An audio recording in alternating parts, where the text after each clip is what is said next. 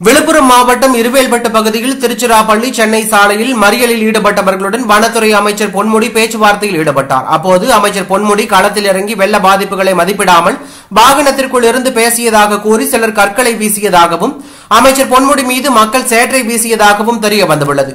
அவருடன் வந்த அவரின் மகன் மீதும் சேற்றை வீசியதாகவும் புகார் எழுந்துள்ளது. இந்நிலையில் முன்னாள் அமைச்சர் ஜெயக்குமார் இதுகுறித்து பேசும்போது காரை விட்டு இறங்காமல் மக்களிடம் பேசியதால் மக்கள் சேற்றை வாரி இறைத்துள்ளார்கள்.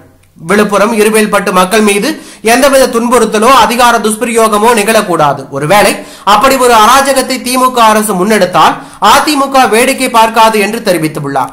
மேலும் அதிமுக ஐடி விங் பக்கத்தில் ஆட்சி அதிகாரம் என்ற பெயரில் மக்களை ஏமாற்றி சொல்லென்னா துயருக்கு ஆளாக்கிய கொடுங்கோலர்களுக்கு மக்கள் எனும் எஜமானர்கள் தண்டனையை கொடுக்க ஆரம்பித்து விட்டார்கள், மக்கள் முடிவெடுத்து விட்டார்கள் என்று தெரிவிக்கப்பட்டுள்ளது பரபரப்பை ஏற்படுத்தியுள்ளது.